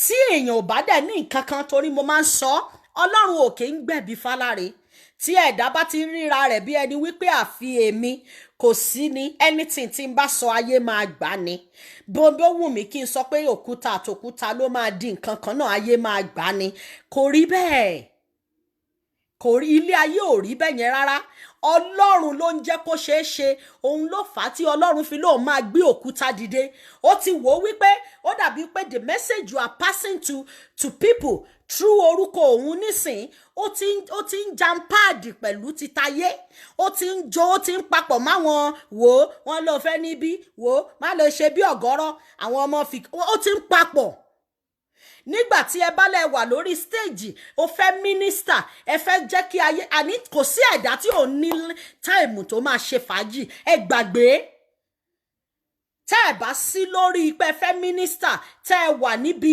ààyè fàájì ara yín Madam Tope Alabi àwọn èèyàn bá lẹ mú conversion ìyẹn ò kó kan Ọlọ́run tẹ́ ẹ bá ti dàpọ̀ mọ́ Holy Spirit ẹ̀mí mímọ́ Ọlọ́run ò kì í ṣe nǹkan tí èèyàn ń dàpọ̀ mọ́ títí ayé òun ló ṣe sọ wípé ẹ má ṣe wòlíì mi níbi, ẹ má ṣe wòlíì mi níbi, ó ní ẹ̀mí mímọ́ o ayẹ àdàbà èéṣàyẹ pípa o èèwọ̀. Ẹni òróró Ọlọ́run tí ó bá ní àkókò tó fẹ́ pàṣẹ mẹ́sẹ̀jì yẹn, ẹ̀mí mímọ́ yẹn ló máa òǹgò òní mọ bó ṣe ń ṣe, and that is what exactly we see in you initially. Nígbà tó bá ti wá di wípé àsìkò tí ò mínísítà tí ò bá sí níwájú ẹnì kankan, kò sí problem madam, ẹ bá wà nínú yàrá yín kí ẹ máa sọ, gbé kinní kan sókè, gbé síbísíbí, ṣe anything, kò sí ẹ̀dá tó rí yín, torí you are not minister, you are not ministering to anybody nígbà yẹn.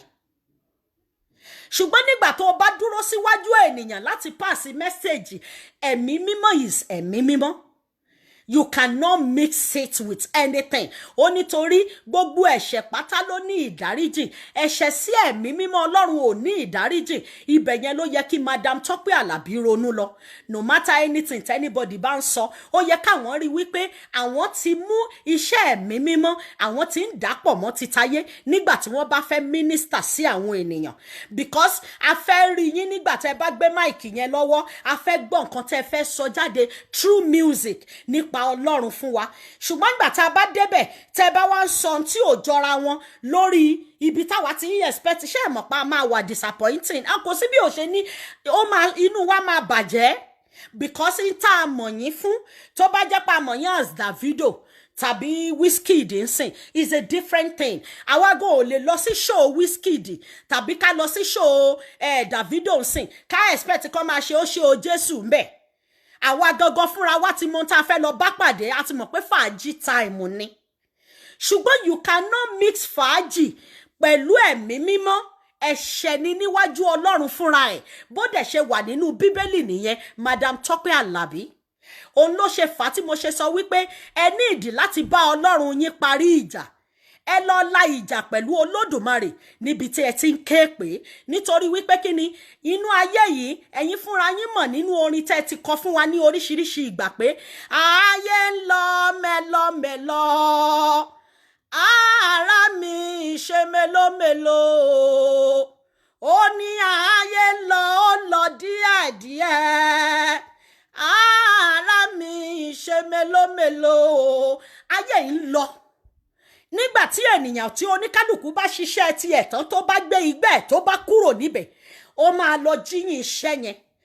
Torí ẹ̀ ló ṣe jẹ́ pé nígbà tó bá fẹ́ pass message yẹn, don't mix it together. Ẹ̀mí mímọ́ Ọlọ́run ò kì í ṣe yánmayànmá.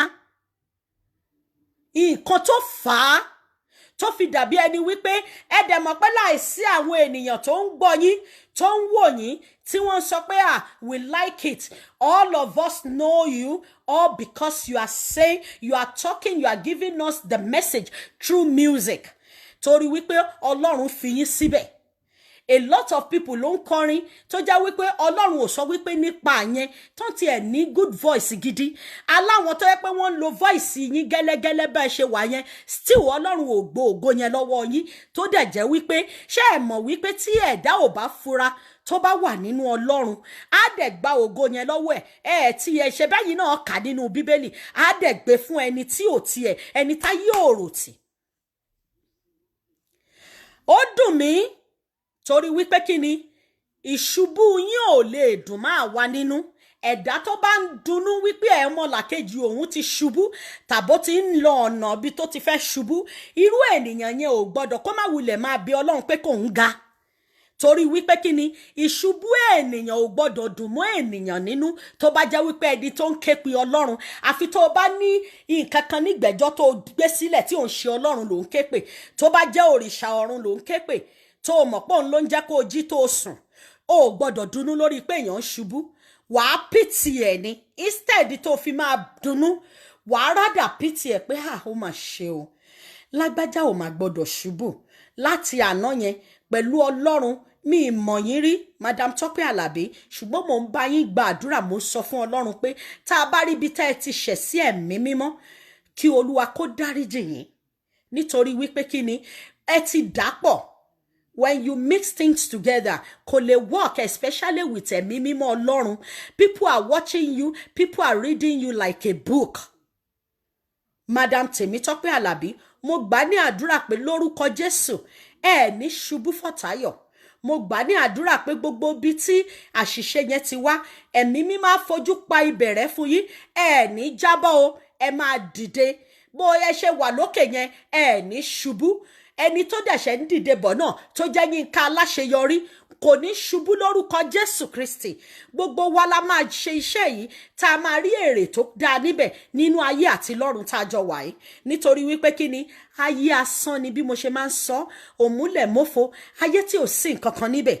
Tẹ́ bá ti mọ̀ pé ẹ fẹ́ mínísítà, ẹ béèrè fún ẹ̀mí mímọ́ Ọlọ́run kó pinnu kó wọn. Ẹ̀mí mímọ́ Ọlọ́run ò kí ọtí Jésù ń pa mí, ẹ lè sọ di orin. Irú ọtí Jésù ń pa yín yẹn, if you want to, I know you very well. Tẹ́ bá fẹ́ turn it into good music, people will see it in a right way. But in tó ti lè mú yín mention pé make mention níbi tẹ́tí minister sí àwọn ènìyàn pé Ọlọ́run tẹ́yìn gan dẹ̀ mọ̀ wípé ti Ọlọ́run ni. Tẹ́ wá ń sọ wípé ìwọ tí kinní kan yahoo tó ṣe kinní kan forward, you know, kò lè work. Lóòótọ́ ìgboro ni yín, Ọlọ́run ń lò yín, ó ń fún yín ní ohun yẹn. Ṣó ti yé yín? But you can still do your ìgboro when you are not ministering to anybody. Kò sẹ́ni ẹnìyàn kò nobody tó fẹ́ sọ wípé ẹ ṣe jayé yín, ẹ ṣe jójó yín tí ò bá ń ṣe wípé bóyá ẹ minister. Ènìyàn ni yín, ẹlẹ́ran ara ni yín now. Ìgbà tí ò ń ṣe wípé even mo ń sọ fún yín bí èèyàn bá lọ orí òkè ẹ̀mí tó lọ pàdé àwọn màlẹ́kà tó ń bá wọn ṣiṣẹ́, ó ní àkókò téèyàn máa ń sọ̀kalẹ̀ tó jẹ́ pé ó máa wà nínú ayé. So tó bá jẹ́ wípé time side ayé títí yín pé when you are in a world tí ò sí wípé Holy Spirit ló bá yín ṣiṣẹ́, kẹ́ gbọ́ Davido, kẹ́ wo àwọn ọmọ yahoo àbáwọn kò matter. God doesn't look the way he will look. Torí pé Ọlọ́run ò kì í ṣènìyàn. Ènìyàn ló ń ṣèdájú ènìyàn. Gbogbo nǹkan tá à ń sọ yìí náà, tí ò bá ń ṣe wípé a ti rí bí ẹni wípé ó ti fẹ́ di downfall, ṣe máa sọ oríṣiríṣi tẹ́nibọ̀dì orí náà. Ẹ máa rí wípé orí ọ̀fẹ́ yẹn Ọlọ́run ṣì ń dáàbò yín. Orí ọ̀fẹ́ yẹn Ọlọ́run ṣì ń fi ń, ṣùgbọ́n tí irú nǹkan báyìí fi ṣẹlẹ̀, ẹ ní láti lọ bá Ọlọ́run parí ìjà. That is the only thing tí mo rí. Torí wípé kí ni ẹni tí Ọlọ́run ò bá sọ pé kó sọ báyìí tó bá sọ sọ́nà bòmíì, ìjìyà máa ń wà ń bẹ̀ fún èèyàn náà. Ìyí tí mo máa sọ fún Madam Alasheyori ni wípé mi tún ní repeat tí mo fẹ́ sọ yìí mọ́, wípé ṣọ́ra o, láàrin ọ̀tá ló wà, máa ṣọ́ra.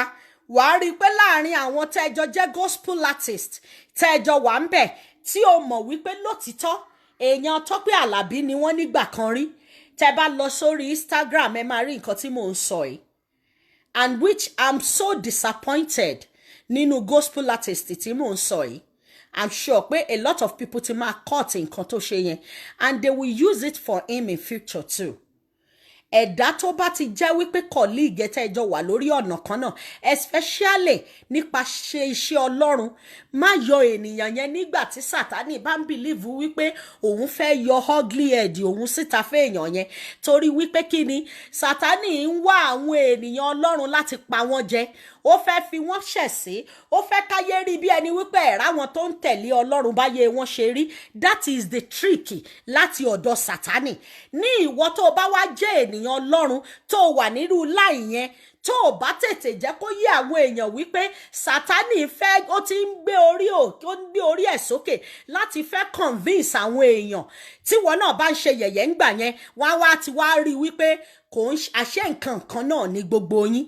Ẹni tí mò ń sọ yìí rò pé òun ṣe láti fi gba yìí ni, ṣùgbọ́n ó ṣe láti fi hàn pé gospel tá a tiẹ̀ tún ń rí, táwa sì ń rò wípé bóyá nínú Ọlọ́run ẹ̀yin gospel artist ẹ tún ní ẹ̀yin náà ṣá máa ní kìlọ̀ ẹgbẹ́ titi yín tí ẹ kóra yín jọ. Ṣó yẹ kẹ́ ẹ tún ṣe yẹ̀yẹ́ débi tẹ́ ẹ tún ṣe jáde síta táyé rí? Ṣé ti níra yín nínú tìtẹ́lẹ̀ ni? Ṣé ti níjà tìtẹ́lẹ̀ ni? Ṣé tí ń expect kírù nǹkan bá ìṣẹ̀lẹ̀ tẹ́lẹ̀ ni?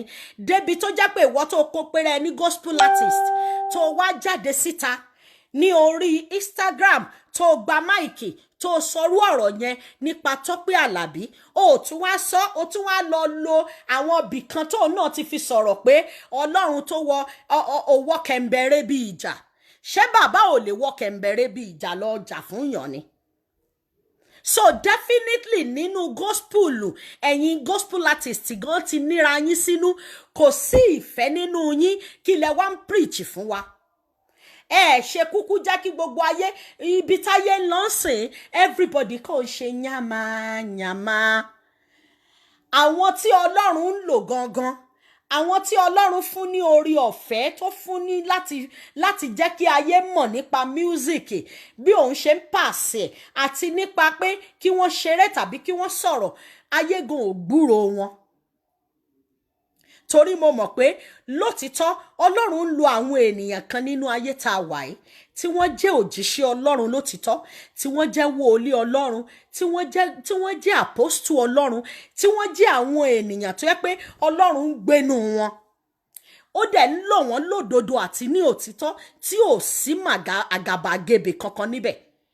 Ṣùgbọ́n ẹ̀yin tá a rí yìí tí ayé ń wò bí ìwé yìí ṣe ló dàbí ìgbà tó jẹ́ wípé ẹ̀ ń wà láti fi stylishly gbé iṣẹ́ Ọlọ́run bí ìgbà tẹ́ fẹ́ gbé wálẹ̀ láti máa fi yí àwọn kèfèrí tí ò tiẹ̀ tí ì mọ Ọlọ́run ẹ fẹ́ kàn máa wò wípé àṣé kò sí nǹkan kan nínú Ọlọ́run whereas lẹ́yìn Ọlọ́run kò tún sí Ọlọ́run míì mọ́.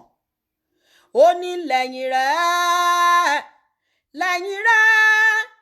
ẹ̀mí mímọ́ mo ní lẹ́yìn rẹ̀ Ọlọ́run o ìwọ ló kù o àní lẹ́yìn rẹ̀ Ọlọ́run ìwọ náà ló kù o nínú ilé mi tọmọtọmọ lẹ́yìn rẹ̀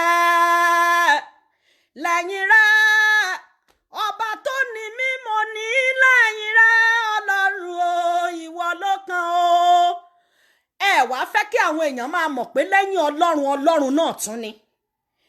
Ẹnìkan sì ń ṣe nǹkan kan à ń wò wípé kí ló dé tí nǹkan yẹn ṣẹlẹ̀ ìwọ tó wá jẹ́ gospel artist tó jẹ́ kọ̀líìgì ẹ̀tẹ́ ẹjọ́ yin Ọlọ́run tí ayé jọ mọ̀ yín ó wá mú máìkì ó wá ń ṣe yẹ̀yẹ́ ní gbangba tí gbogbo ayé ń rí ẹ tí ìgbà tí wọ́n gbé sí ojú Yínká Aláṣeyọrí yẹn lady yẹn go wá happy she was shocked even tó bá jẹ́ ó pretend kò pretend ìntayé bá rí láyé máa sọ. Ọmọ yẹn go wá happy nítorí wípé ó mọ̀ pé wọ́n gangan tó ṣe nǹkan tó ṣe yìí ó ní voice ayédèmọ́ ẹ kí ló dé tá ń gbéra wa ṣubú kí ló dé tínú wa ń dùn sí ìṣubú ara wa nígbà tá a tún jọ ń yin Ọlọ́run tá a jọ ń kọrin yin Ọlọ́run tá a tún wá ń ṣe yẹ̀yẹ́ ara wa lórí wípé ìṣubú wa ṣó yẹ kán bá níbẹ̀.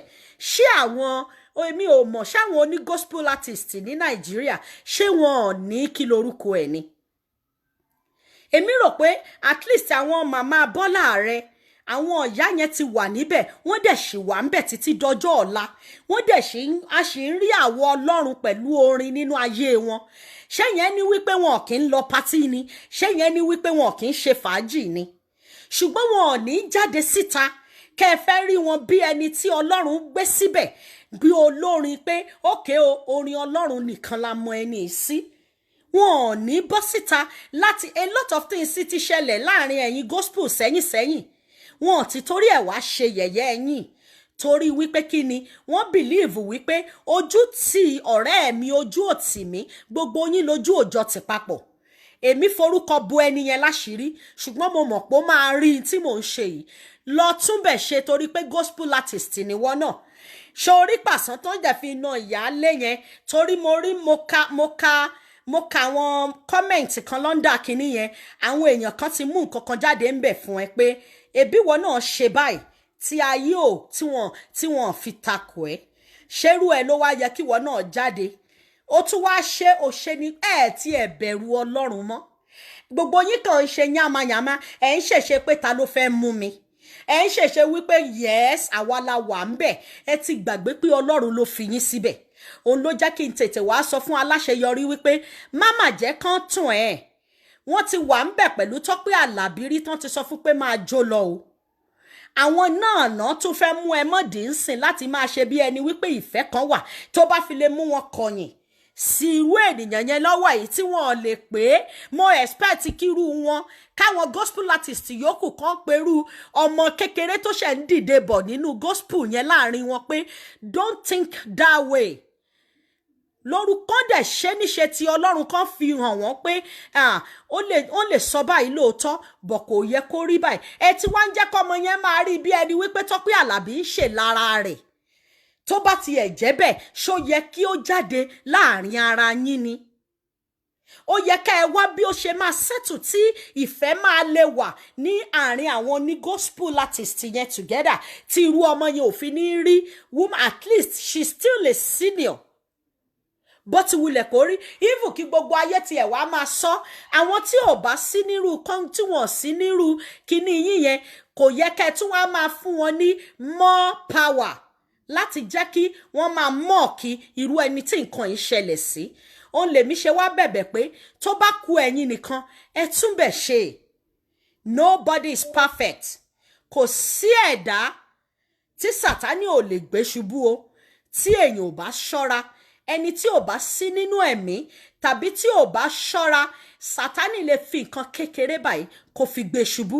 Ṣùgbọ́n wọ́n tó bá jẹ́ gospel artist tó ń fi ìṣẹ̀sín tínú ẹ wá ń dùn pé nǹkan bẹ́ẹ̀ yẹn ń ṣẹlẹ̀ má gbàgbé o. Má gbàgbé wípé inú ayé ilé mi àti ẹ ṣì wà tẹni tó dé la rí àmọ́ tẹni tó ń bọ̀ lọ́nà. Eyinloju Olódùmarè èmi ò ní sọ jù báyìí lọ.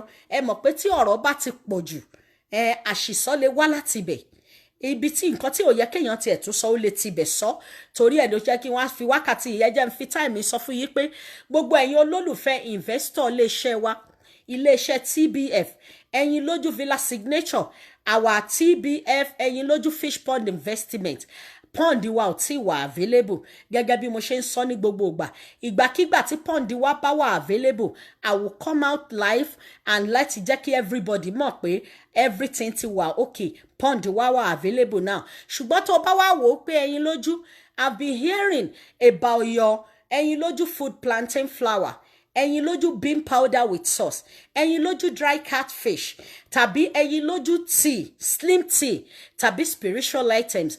Ẹ má hesitate láti kàn sí iléeṣẹ́ wa lórí www.tbfeyinlojuvillasignature.ca. Ẹ máa ti rí website wa yẹn ó wà lórí pages wa káàkiri tàbí tẹ́ bá wá wò wípé kò yé yín anything tó bẹ́ẹ̀ tí ẹ mójútó ẹ pè sórí iléeṣẹ́ +1416 nọ́mbà wa nìyẹn tó jẹ́ business number wa only on WhatsApp +14167256606. I repeat +14167256606.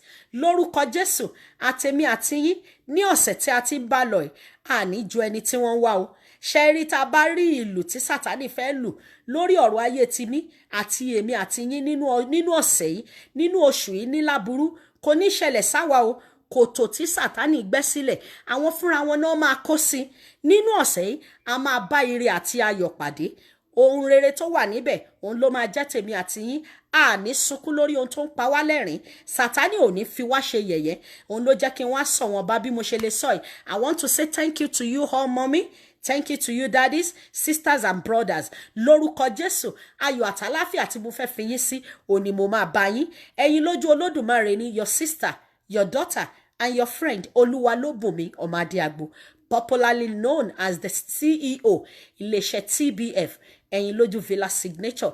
Thank you so much Eyinloju ni. Ẹ jẹ́ ká gbọ́ music yìí ká máa lọ. Thank you mo kí gbogbo yín. Thank you so much. Ẹ ṣé gan ni. Ẹ jẹ́ ká gbọ́ music yìí. Mo dúpẹ́ fún Ọlọ́run mo sì tẹríba nítorí ó fún wa ní oore ọ̀fẹ́ ńlá èyí tí ẹ̀dá alààyè kan ò lè fún wa láti pẹ̀lú àwọn ọkàn alààyè èyí tí ò gbé ọ̀gá ní àkókò yìí. Olúwa gba ọpẹ́ wa. Ará olùgbọ́ mi ká má gbára wa ní àkókò. Ọ̀rọ̀ ìyànjú kékeré kan ni Ọlọ́run fẹ́ mú mi fi bá ọ sọ̀rọ̀ kí o lè mọ̀ Bíbélì jẹ́ kí n sọ fún ọ wípé gbogbo ẹ̀dá tí Ọlọ́run dá lógo ló dá wọn. Ìwọ tó ń gbọ́ mi yìí ìdá ògo la dá ọ ṣùgbọ́n ṣe ló dàbẹ́ ni pé òun sùn ó jí dìde láti lo ògo rẹ̀.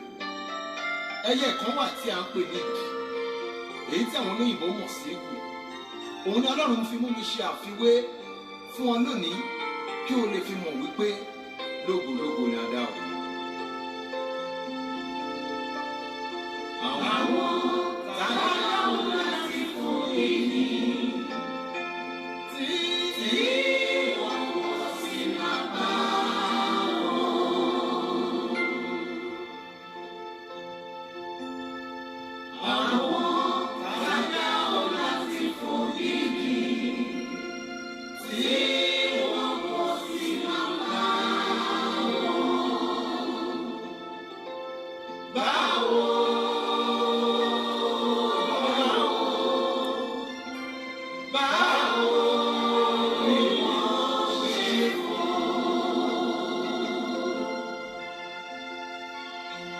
Ìdá tí a dá ọ gẹ́gẹ́ bí a ṣe fi ọwọ́ ẹyẹ ìdì, ó yẹ kó o máa ṣògo níbi gíga ni. Nígbà tí gbogbo ẹlẹgbẹ́ rẹ̀ rìn tàbí àwọn ẹlẹgbẹ́ rẹ̀ sáré, Olúwa dá ọ ní ìdá ẹyẹ ìdì tó yẹ kó o máa fò nínú ògo.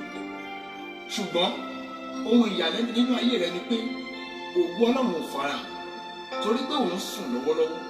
O ò jí dìde láti lo ògo rẹ. Nígbà tí o tiẹ̀ tún wá jí, o kùnà láti na apá rẹ kí o bá lè fò nínú ògo. Àwọn tààrà wọn láti wá mi tí wọ́n sì ṣòrí rẹ̀.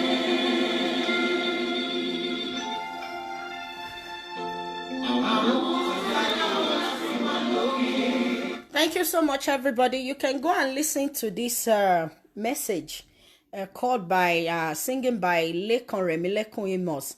The title is The Light. Listen to the message. Lórúkọ Jésù, ayọ̀ àtàlàfíà tẹ́ tún rí mi. Òun náà ni mo máa padà bá yín ní gbogbo ìgbà tí mo bá máa padà wá. Thank you. Bye for now.